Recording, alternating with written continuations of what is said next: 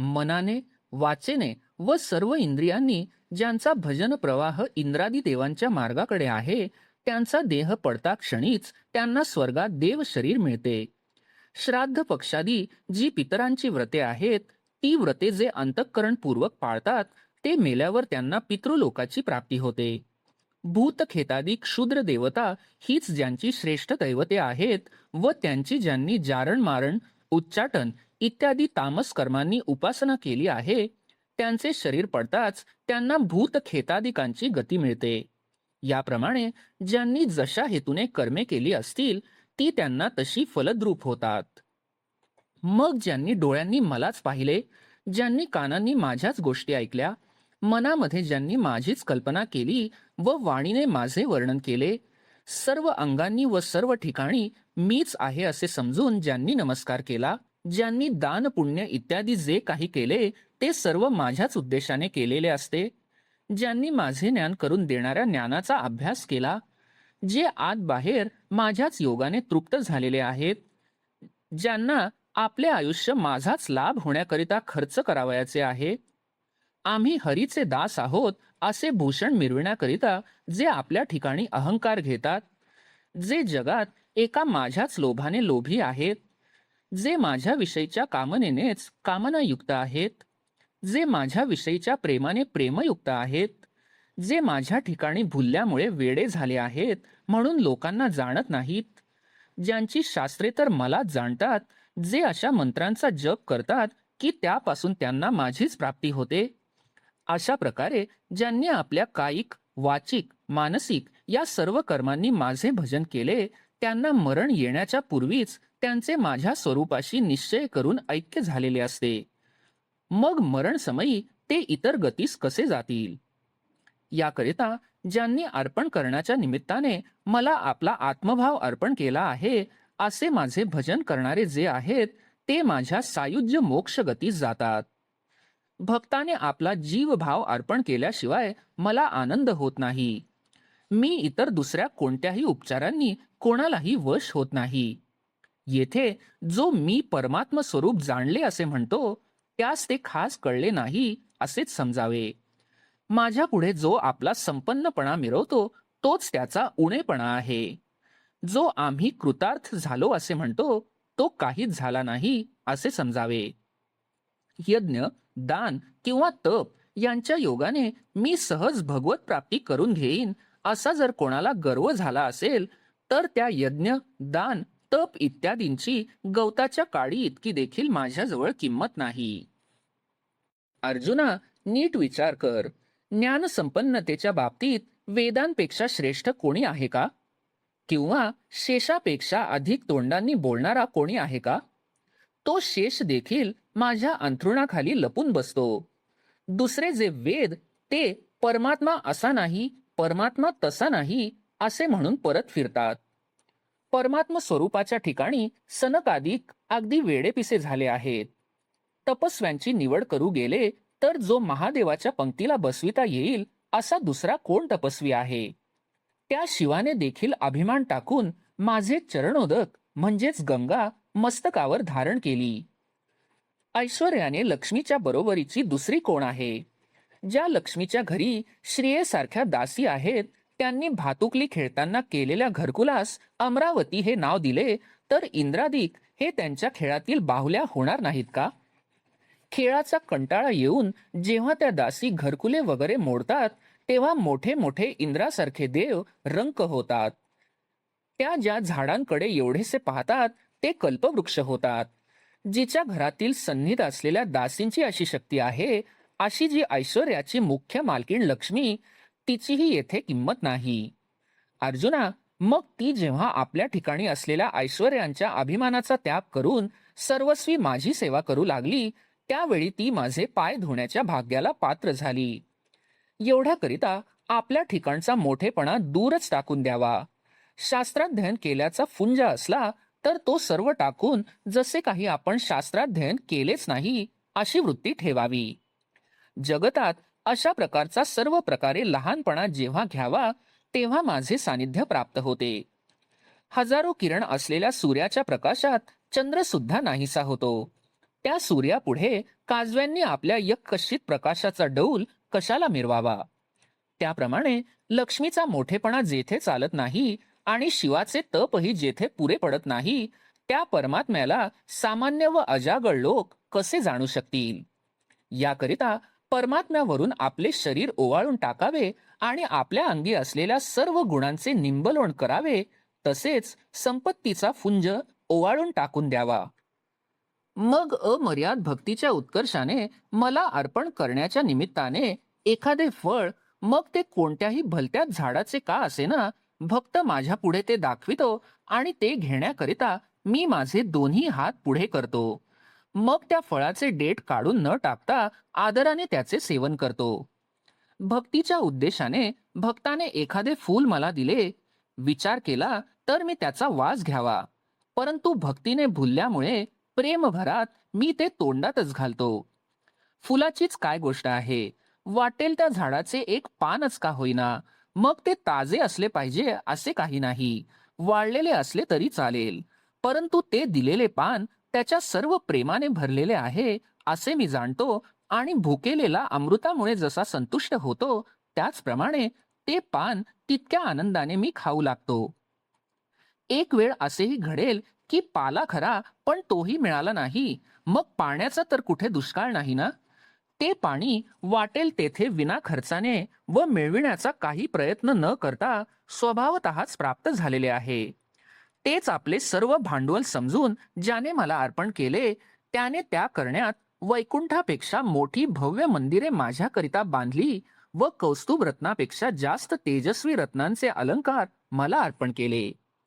त्याने क्षीरसागरासारखी मनोवेधक दुधाची अनेक शय्यागृहे माझ्याकरिता उत्पन्न केली.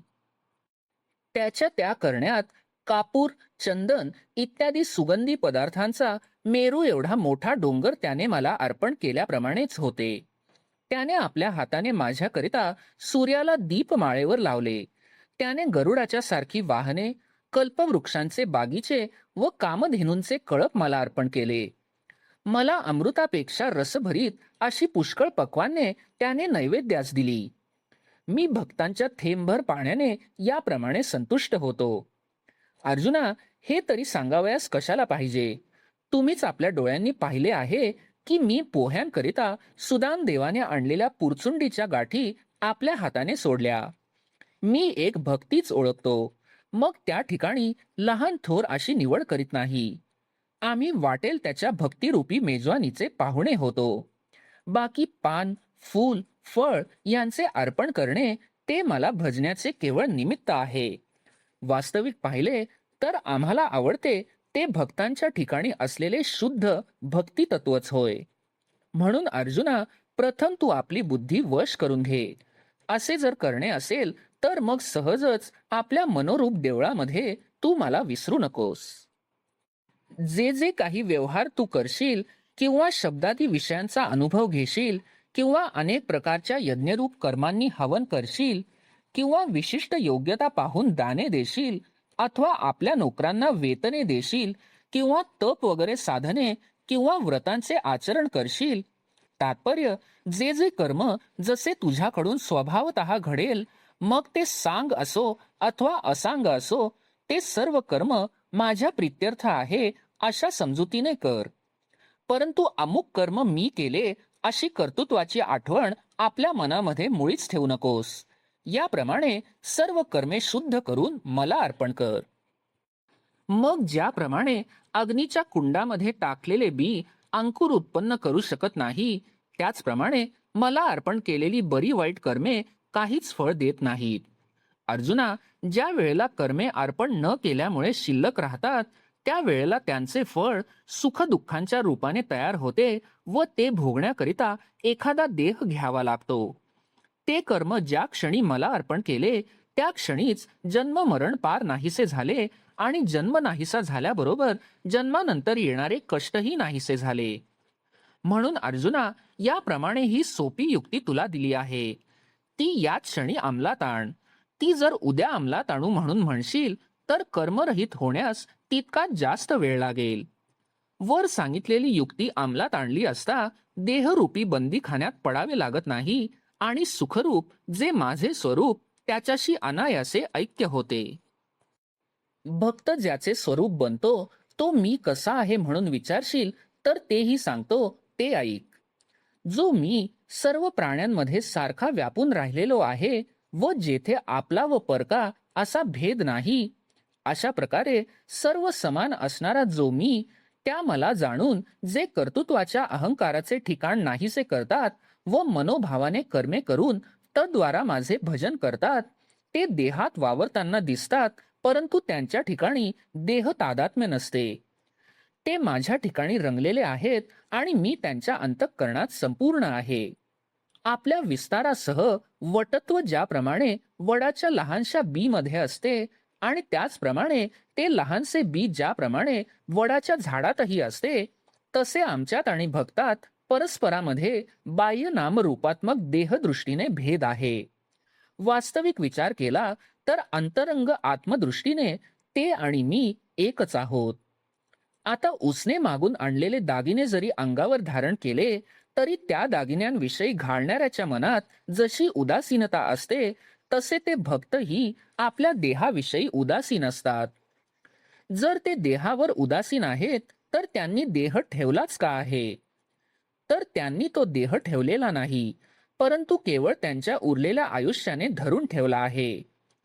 उदाहरणार्थ, वायूने आपल्याबरोबर फुलातील सर्व सुगंध नेल्यास मागे केवळ देठाला जसे सुगंध शून्य फूल राहते, त्याप्रमाणे आयुष्याने भक्ताचा देह केवळ अवशेष प्रारब्धाच्या भोगार्थ ठेवलेला आहे. एरवी त्यांचा सर्व देह अहंकार माझ्या स्वरूपी येऊन माझ्यातच स्थित झाला. अशा प्रकारे प्रेमभावाने भजत असता त्याला पुन्हा शरीर मिळत नाही, मग तो कोणत्या का जातीचा असेना. त्याच्या वागणुकीचा विचार केला तर वाईट वागणुकीचा खरोखर तो थोडासाच भाग आहे, परंतु त्यांनी आपले उरलेले आयुष्य भक्तीच्या चवाट्यावर खर्च केले आहे. मरण प्रसंगी जशी वासना असते त्याप्रमाणे पुढचा जन्म मिळतो. याकरिता ज्याने आपले आयुष्य शेवटी भक्तीकरिताच खर्च केले, तो पूर्वीचा जरी पापाचरण करणारा असला तरी तो सर्वतोपरी उत्तमच आहे असे समज. जसे कोणी एक मनुष्य महापुरात बुडत असता त्या स्थितीतून न मरता बाहेर निघाला, तो कडेला जिवंत लागल्यामुळे आता त्याची पूर्वीची बुडत असण्याची स्थिती व्यर्थ गेली. त्याप्रमाणे पूर्वी केलेले पाप शेवटी भक्ती केल्याने उरतच नाही. याकरिता पूर्वीचा दुराचरण करणारा जरी असला तरी नंतर त्याविषयीच्या पश्चातापरूपी तीर्थात त्याने स्नान केले आणि अशा प्रकारचे स्नान करून सर्व भावांनी तो माझ्या ठिकाणी अनन्य झाला, तर आता त्याचे कुळ पवित्र आहे, तसेच शुद्ध आणि श्रेष्ठ आहे आणि जन्माला आल्याचे फळ त्यालाच मिळाले. त्याने सर्व अध्ययन केले, त्याने तपांची आचरणे केली किंवा अष्टांग योगाचा त्याने अभ्यास केला. हे फार वर्णन पुरे. ज्याची आवड अखंड माझ्या ठिकाणी आहे तो पूर्णपणे कर्मरूपी बंधनातून पार पडला. ज्याने आपल्या मनोबुद्धीचे सर्व व्यवहार माझ्या विषयीची जी एकनिष्ठा त्या एकनिष्ठेच्या पेटीत घालून ती पेटी माझ्या स्वरूपामध्ये ठेवली, तो भक्त आता कालांतराने मद्रूप होईल अशी ही कल्पना तुझ्या अंतःकरणात येईल. अर्जुना, अमृतात राहणाऱ्याला मरण कसे येईल? ज्या वेळेस सूर्योदय नसतो त्या काळास रात्र असे म्हणावयाचे, तसे माझ्या भक्ती वाचून जे जे करणे ते ते महापातक नव्हे का? याकरिता भक्ताच्या चित्तास माझे स्वरूप सानिध्य ज्या वेळेस प्राप्त होते त्या वेळेसच खरोखर तो मद्रूप होतो. ज्याप्रमाणे एका दिव्याने दुसरा दिवा लावला असता त्यातील पहिला कोणता हे ओळखता येत नाही, त्याप्रमाणे जो सर्व भावांनी माझे भजन करतो तो मद्रूप होऊन राहतो. मग माझी नित्य असलेली जी स्वरूप शांती तीच त्याची स्थिती व तेज आहे. माझ्या जीवाने ते जगलेले आहेत. सांगितलेली गोष्ट पुन्हा पुन्हा तीच किती सांगू. माझ्या प्राप्तीची जर तुला इच्छा असेल तर माझी भक्ती क्षणभरही सोडू नकोस. आमचे कुळ शुद्ध आहे या अभिमानात राहू नका. तसेच आमचे कुळ श्रेष्ठ आहे असा कदाचित आनंद मानाल तर मानू नका व शास्त्राध्ययनाची पोकळ हाव व्यर्थ बाळगू नका.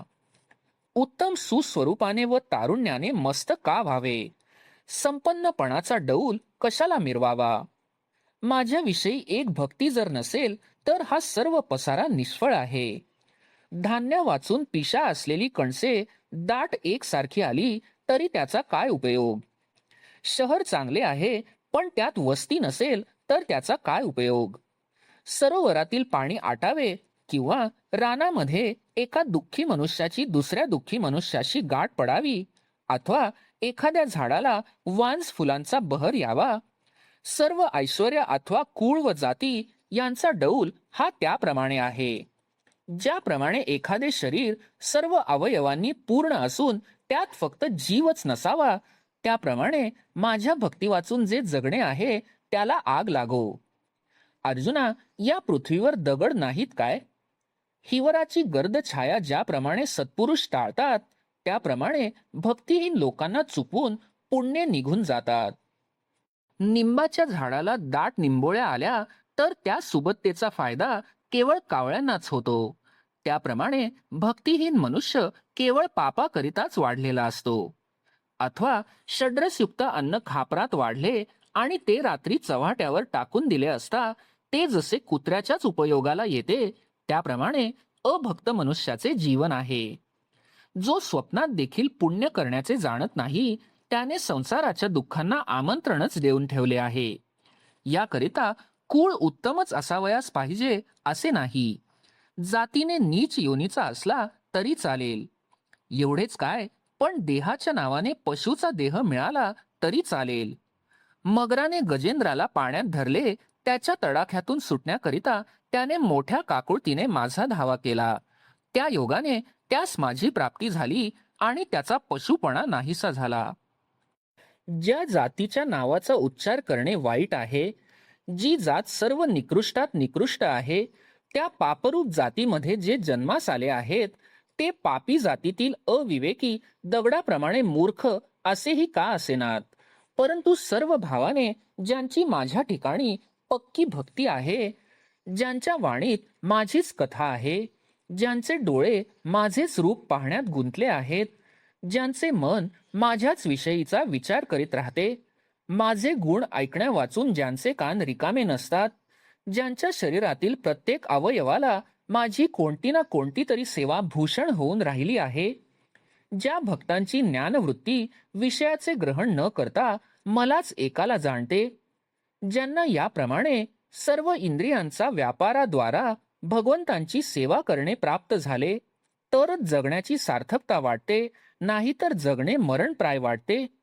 सर्व प्रकारांनी ज्यांनी आपल्या सर्व वृत्तींना जगण्याला मीच जीवन केले आहे, ते दुष्ट जातीत देखील जन्माला आलेले का असेनात? ते ऐकून व शिकून विद्वान न झालेले का असेनात? परंतु त्यांची माझ्याशी तुलना केली असता ते वजनात कमी भरत नाहीत. भक्तीच्या संपन्नतेने राक्षसांनी देवांनाही कमीपणा आणला.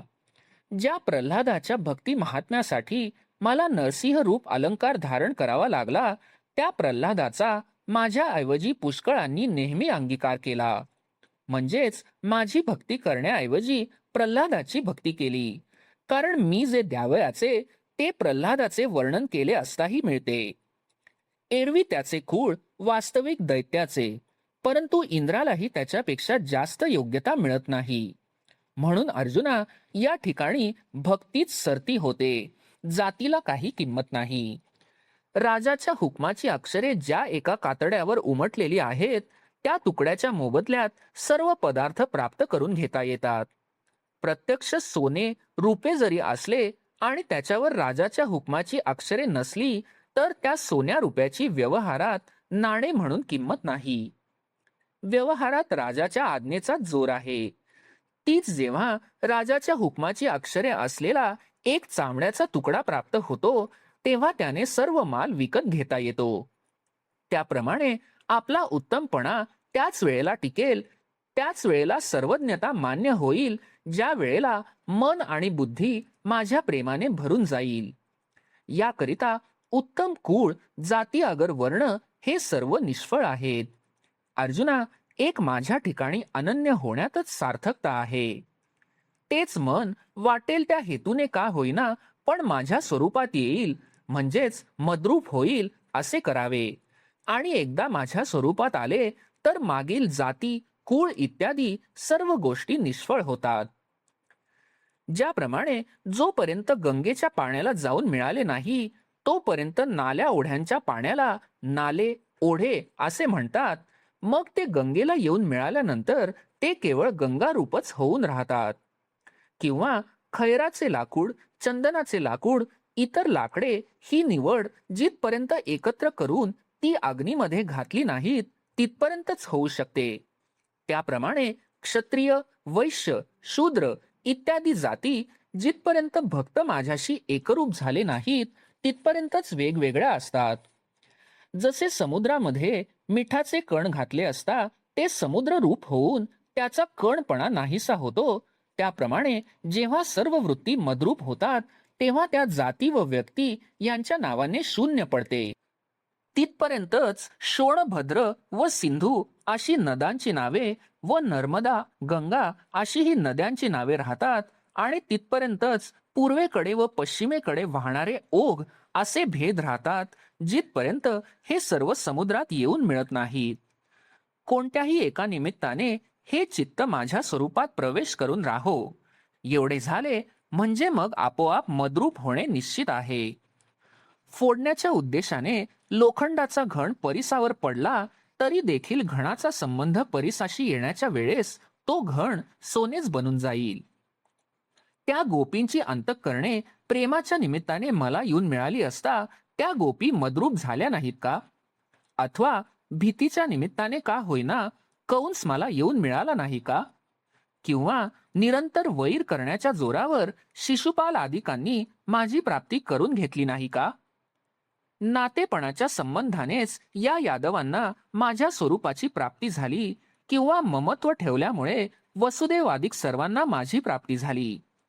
नारदाला, ध्रुवाला, अक्रूराला, शुकाला अथवा सनत कुमार यांना ज्याप्रमाणे मी भक्तीच्या योगाने प्राप्त करून घेण्याला योग्य झालो, त्याचप्रमाणे गोपिकास कामाने म्हणजेच विषय बुद्धीने, कंसाला भयाच्या भ्रांतीने आणि त्या इतर शिशुपाल इत्यादींना त्यांच्या घातक बुद्धीने मी प्राप्त झालो.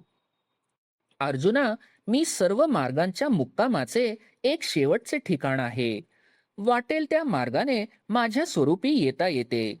भक्तीने अथवा विषय बुद्धीने अथवा वैराग्याने अथवा वैराने माझ्या स्वरूपात मिळावयाचे असेल तर येथे साधनांचे बंधन नाही. वाटेल त्या जातीत जन्माला आले तरी चालेल. भक्ती किंवा वैर केले तरी हरकत नाही, परंतु भक्त किंवा वैरी व्हावयाचे असेल तर ते माझेच झाले पाहिजे. कोणत्याही निमित्ताने का होईना जर माझ्याशी दृढ संबंध झाला तर मद्रूप होणे हे खास हाती आले असे समजावे. याप्रमाणे अर्जुना, पापी जातीत जन्म झालेले किंवा वैश्य, शूद्र अथवा स्त्रिया यांनी माझे भजन केले असता ती माझ्या स्वरूपाला येऊन मिळतात. मग चारही वर्णांमध्ये छत्र चामराप्रमाणे सर्वांच्या वर असलेले, ज्यांना स्वर्ग हा निर्वाहाकरिता इनाम दिलेला आहे व जे वेदातील मंत्ररूप विद्येचे माहेर घर आहेत, असे जे ब्राह्मण, जेथे ज्या ब्राह्मणांच्या ठिकाणी नेहमी यज्ञाचे राहणे असते, जे वेदांचे अभेद्य चिलखत आहेत, ज्यांच्या दृष्टीरूप मांडीवर कल्याणाची वाढ होत राहते, जे या पृथ्वीवरील देव आहेत, जे मूर्तिमंत तपाचे अवतार आहेत, जे सर्व तीर्थांना उदयास आलेले दैवच आहेत, ज्यांच्या इच्छारूप ओलीने चांगले कर्म हा वेल विस्तार पावला आहे, ज्यांच्या संकल्पाने सत्य जिवंत राहिले आहे, ज्यांच्या आशीर्वादाने अग्नीचे आयुष्य वाढले म्हणून समुद्राने आपले पाणी यांच्या प्रीतीकरिता दिले. मी लक्ष्मीला सारून पलीकडे केली, गळ्यातील कौस्तुभ काढून हातात घेतला व मग ज्यांच्या पायधुळीकरिता छातीचा खळगा पुढे केला. अजूनपर्यंत त्या पावलांची खूण मी हृदयाच्या ठिकाणी वागवीत आहे. ती मी का वागवितो म्हणून म्हणशील तर आपल्या षड्गुण ऐश्वर्य भाग्यरूप समुद्राचे रक्षण होण्याकरिता, ज्यांचा राग हा काळाग्नी नावाच्या प्रळय काळच्या रुद्र देवतेचे वसतिस्थान आहे, ज्यांच्या प्रसन्नतेने अष्टमहासिद्धी अनायासे प्राप्त होतात. याप्रमाणे पुण्याईने पूज्य असलेले जे ब्राह्मण व जे माझ्या ठिकाणी अतिशय तत्पर आहेत, ते मला प्राप्त होतात, हे काय आता निराळे सिद्ध करावयास पाहिजे? पहा, चंदनाच्या झाडावरून आलेल्या वाऱ्याने स्पर्श केलेली लिंबाची झाडे जी चंदनाच्या जवळ होती, ती निर्जीव व अचेतन असूनही त्यांनी देखील देवांच्या मस्तकावर राहण्यास जागा मिळविली. मग खास चंदन ती जागा मिळविणार नाही असे मनात तरी कसे आणता येईल? किंवा त्यास ती जागा मिळाली आहे हे सिद्ध केले तरच ते खरे ठरणार असे थोडीच आहे. ज्या अर्थी शंकरांनी हालाहल विष प्राशन केल्याने जी आग होत होती ती थंड करील या आशेने अर्धा असा चंद्र मस्तकावर निरंतर धारण केला आहे, त्या अर्थी थंड करणारा आणि पूर्ण व सुवासाने चंद्रापेक्षा अधिक असा जो चंदन तो सहज सर्वांगाच्या ठिकाणी कसा बसणार नाही? अथवा रस्त्यावरील पाण्यांनी जिचा आश्रय केला असता ती अनायासाने समुद्र रूप होतात, त्या गंगेला काही समुद्राशिवाय दुसरी गती आहे का? म्हणून क्षत्रिय असून ऋषी झालेले असोत किंवा ब्राह्मण असोत, ज्यांच्या क्रियेला व बुद्धीला मीच आश्रयस्थान आहे, त्यांना निश्चयाने मीच परमगती आहे आणि त्यांचे असणेही मीच आहे. याकरिता शेकडो ठिकाणी खिळखिळ्या झालेल्या नावेत बसून स्वस्थ कसे राहावे? शस्त्रांचा वर्षाव होत असता उघड्या अंगाने कसे असावे? अंगावर धोंडे पडत असताना मध्ये ढाल कशी घालू नये? रोगाने ग्रस्त झाले असता औषधाविषयी बेफिकीर कसे राहावे? जेथे चोहोकडून वणवा लागला आहे तेथून बाहेर कसे पडू नये? त्याप्रमाणे अनेक दुःखांनी भरलेल्या या मृत्यूलोकात येऊन मला कसे भजू नये? अर्जुना, माझे भजन न करण्याला असे प्राण्यांच्या अंगी कोणते सामर्थ्य आहे? हे घराच्या जोरावर का भोगाच्या जोरावर बेफिकीर झाले आहेत? अथवा विद्येने अथवा तारुण्याने हे बेपर्वा होऊन बसले आहेत? माझे भजन न करता असे बेपर्वा होऊन बसण्यासारखी या प्राण्यांना सुखाची खात्री कोणाची आहे? तर जेवढे विषय मात्र म्हणून आहेत ते सर्व एका देहाच्याच सुखाकरिता उपयोगात आले आहेत, आणि या मृत्यूलोकात देह तर काळाच्या तोंडी पडलेला आहे. जेथे दुःखरूपी माल आलेला आहे व तो मरणाच्या मापाने मोजला जात आहे, अशात मृत्यूलोकातील शेवटच्या बाजाराच्या वेळी येणे झाले आहे. अर्जुना, सुखाने जगणे हा माल येथे खरेदी कसा करता येईल? राखुंडी फुंकून कधी दिवा लागला आहे का? विषाचे कांदे वाटून जो रस निघेल तो पिळून घ्यावा आणि त्या रसाचे नाव अमृत ठेवून त्याच्या सेवनाने ज्याप्रमाणे अमर होण्याची खात्री धरावी, त्याप्रमाणे विषयांमध्ये जे सुख आहे ते निव्वळ कडेलोटीचे दुःखच आहे असेच समजावे. परंतु काय करावे? लोक मूर्ख आहेत. विषयांचे सेवन केल्या वाचून त्यांचे चालतच नाही. आपले मस्तक तोडून ते पायास पडलेल्या जखमेवर जसे बांधावे तसे या मृत्यूलोकातील सर्व व्यवहार चालले आहेत. एवढ्याकरिता या मृत्यूलोकात सुखाची नुसती गोष्ट कोणाला आपल्या कानाने ऐकता येईल काय? निखाऱ्या असणाऱ्या अंथरुणावर आनंदाने झोप कुठून येणार?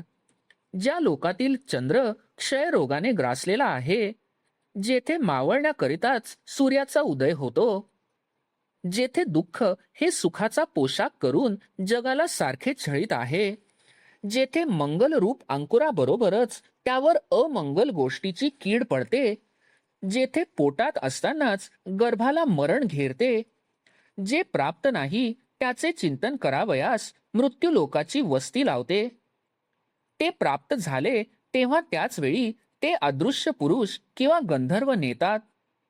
ते घेऊन कोणाच्या गावाला गेले तर त्याचा शोधही लागत नाही. अर्जुना, सर्व वाटांनी शोध केला तरी मृत्यूच्या मुखात गेलेल्यांचे एकही पाऊल परत फिरलेले दिसत नाही. जिथली पुराणे ही सर्व मेलेल्यांच्याच गोष्टींनी भरलेली आहेत.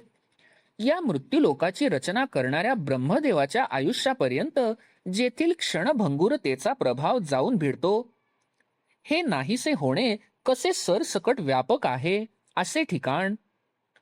अशा तऱ्हेची ज्या लोकातील वागणूक आहे त्या लोकात ज्यांनी जन्म घेतला आहे त्या लोकांच्या बेफिकीरपणाचे मोठे नवल वाटते. ज्यापासून इह परलोकीचा लाभ होतो त्याकरिता हे लोक एक कवडी देखील भांडवल सोडित नाहीत. व ज्या ठिकाणी सर्वस्वाची हानी होते तेथे कोट्यावधी रुपये खर्च करतात. जो अनेक विषय विलासात निमग्न असतो तो सध्या सुखात आहे असे म्हणतात, व जो लोभाने ग्रस्त झाला आहे त्यास या जगात ज्ञानी म्हणतात. ज्याचे आयुष्य थोडे उरले आहे व त्याचप्रमाणे ज्याची बळ व बुद्धी हे नाहीसे झाले आहेत, अशा म्हाताऱ्यास वडील म्हणून नमस्कार करतात.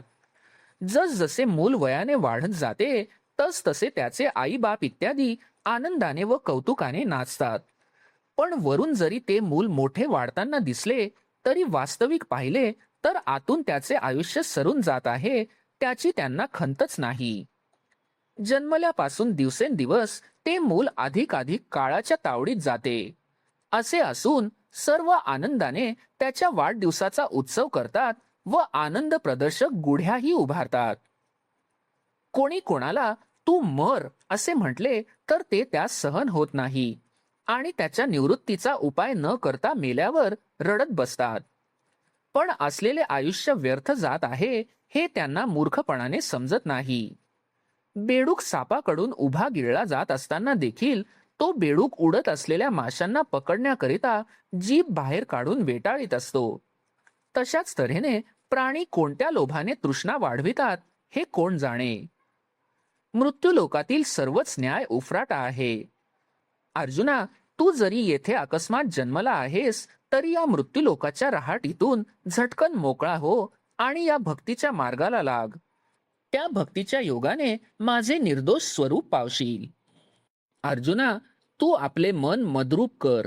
माझ्या भजनाच्या ठिकाणी प्रेम धर आणि सर्व ठिकाणी माझे स्वरूप आहे असे समजून मला एकाला नमस्कार कर. जो माझ्या वेधाने संकल्प पूर्णपणे जाळतो त्यालाच माझे चांगले यजन करणारा म्हणावे. याप्रमाणे तू माझ्या योगाने संपन्न होशील तेव्हा मद्रूपास पावशील. ही माझ्या अंतःकरणातील गुह्य गोष्ट तुझ्याजवळ मी सांगत आहे. सर्वांपासून लपवून ठेवलेले असे जे आमचे सर्व भांडवल ते तुला प्राप्त झाले आहे. त्यामुळे तू सुखरूप होऊन राहशील. भक्ताचे मनोरथ पूर्ण करणारे कल्पतरू जे मेघश्याम परब्रह्म श्रीकृष्ण ते असे बोलले असे संजय म्हणाला. ज्ञानेश्वर महाराज श्रोत्यांना म्हणतात, संजय धृतराष्ट्राला म्हणाला, ऐकत आहात काय? तेव्हा वृद्ध धृतराष्ट्र ज्याप्रमाणे पाण्याच्या पुरात बसलेला रेडा हलत नाही त्याप्रमाणे चित्तात काहीही हालचाल न होता या बोलण्याविषयी निवांत असलेला दिसला. त्यावेळी संजयाने मान डोलावली आणि आपल्याशीच म्हणाला, अहो, आज अमृताची वृष्टी झाली, परंतु धृतराष्ट्र येथेच असूनही शेजारच्या गावाला गेल्यासारखा आहे. पण हा आमचा मालक आहे, त्याच्याविषयी असे बोलले असता वाचेस दोष लागेल. काय करावे, याचा स्वभावच असा आहे. परंतु धन्य माझे भाग्य की महामुनी व्यासदेवांनी धृतराष्ट्राला युद्धातील वृत्तांत सांगावयाच्या निमित्ताने माझे रक्षण केले. ज्ञानपूर्ण संवाद श्रवणाने जन्ममृत्यूपासून माझे रक्षण केले.